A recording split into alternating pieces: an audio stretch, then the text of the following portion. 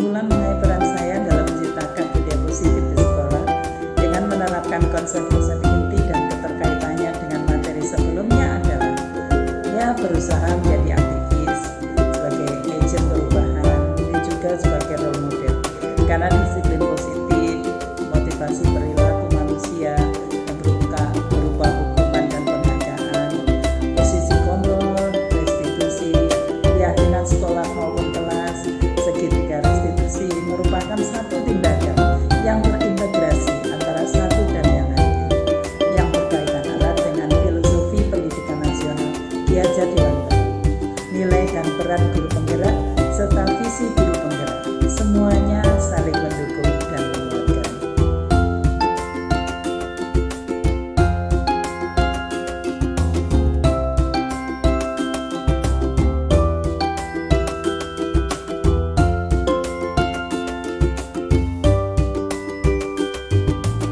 Saya melihat bahwa masih ada murid saya yang disiplinnya itu terbentuk karena motivasi eksternal, yaitu karena menghindari hukuman dan mungkin karena adanya penghargaan. Saya merasa sangat penting sekali untuk memahami trik atau cara khusus untuk menciptakan agar siswa tersebut itu memiliki disiplin diri dan motivasi internal, bukan yang eksternal. Karena budaya positif itu perlu diciptakan dalam bentuk kebajikan-kebajikan, misalkan seperti keteladanan, berempati, menghadapi orang lain dengan cara yang hormat, bertanggung jawab, saling menghormati, komitmen dan lain sebagainya. Berikutnya, teori kontrol. Ada suatu model disiplin yang berpusat pada murid yang dikembangkan oleh Diane Gossen dengan pendekatan restitusi yang disebut dengan 5 posisi kontrol. Kelima posisi kontrol tersebut adalah penghukum, membuat orang merasa bersalah, teman, monitor atau pemantau, dan manajer. Sebagai pendidik diharapkan mampu menerapkan disiplin restitusi di posisi monitor dan manajer agar dapat menciptakan lingkungan yang positif, aman, dan nyaman. Yang kedua atau yang B, peraturan kelas beralih ke keyakinan kelas. Mengapa keyakinan kelas? Mengapa tidak peraturan kelas saja? Suatu keyakinan akan lebih memotivasi seseorang dari dalam atau memotivasi secara intrinsik. Seseorang akan lebih tergerak dan bersemangat untuk menjalankan keyakinannya daripada hanya sekedar mengikuti serangkaian peraturan.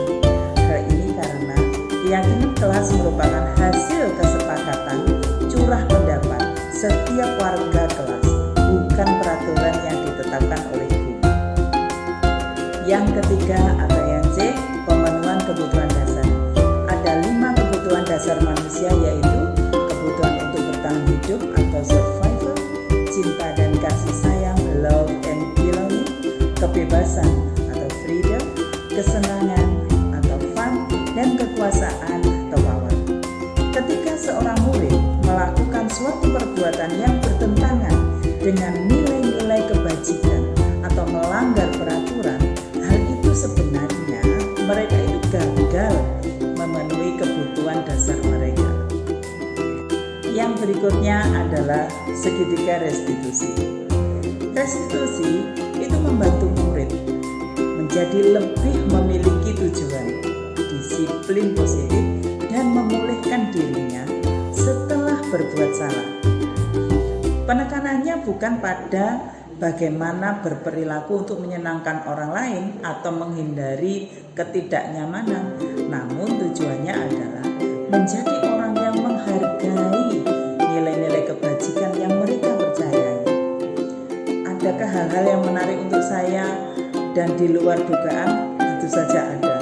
Saya jauh lebih sabar dan tidak picik dalam menghadapi keunikan siswa saya, baik kemampuan akademik, karakter, maupun permasalahan akibat latar belakang mereka yang berbeda-beda.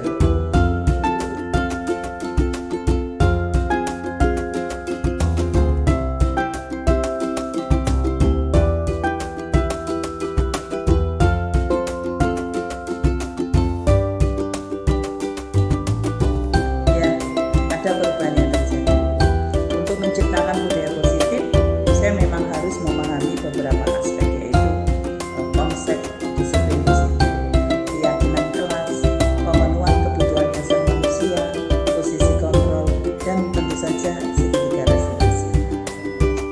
Berikutnya, saya mulai merefleksikan budaya positif yang pernah saya terapkan, dan saya mulai melakukan tindak lanjut dari hasil refleksi budaya positif yang saya terapkan sebelumnya, berupa perbaikan dalam bentuk penerapan budaya positif sesuai dengan modul. Contoh nyata posisi kontrol yang saya dominasi sebelumnya adalah menghukum, membuat orang merasa bersalah dan tenang. Tapi setelah mempelajari modul ini, saya mulai merubah posisi kontrol saya menjadi pemantau dan manajer.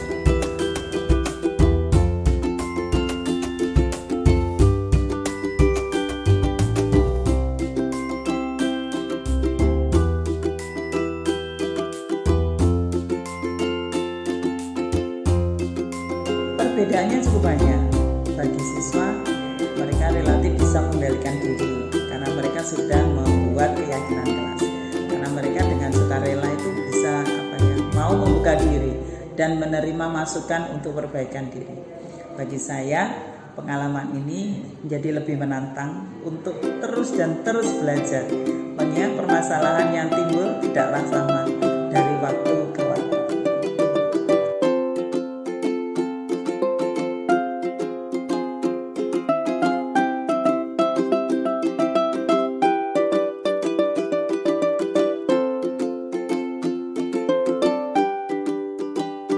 Perasaan saya rasanya puas melakukan sesuatu yang jelas-jelas lebih baik, lebih detail, dan jelas memberikan ingatan baik yang bermakna bagi murid saya dengan motivasi intrinsik mereka.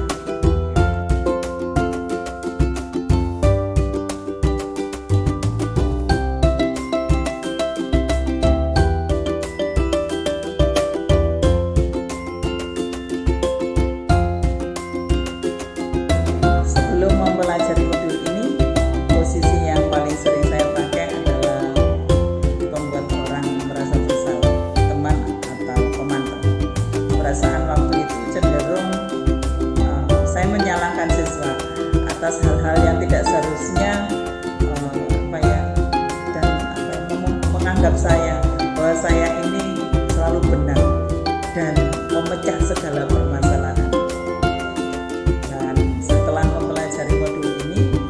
Yang saya pakai adalah sebagai pemantau dan manajer. Bagaimana perasaan saya sekarang? Lega, karena saya yakin saya tidak menyiksa mental anak, membuat anak lebih mandiri dalam mengambil keputusan dan bertanggung jawab atas keputusan yang mereka ambil sendiri. Perbedaannya cukup banyak. Bagi siswa, mereka relatif bisa mengendalikan diri karena mereka sudah membuat keyakinan kelas. Karena mereka dengan sukarela itu bisa mau membuka diri dan menerima masukan untuk perbaikan diri. Bagi saya, pengalaman ini menjadi lebih menantang untuk terus belajar, mengingat permasalahan yang timbul tidaklah sama dari waktu ke waktu.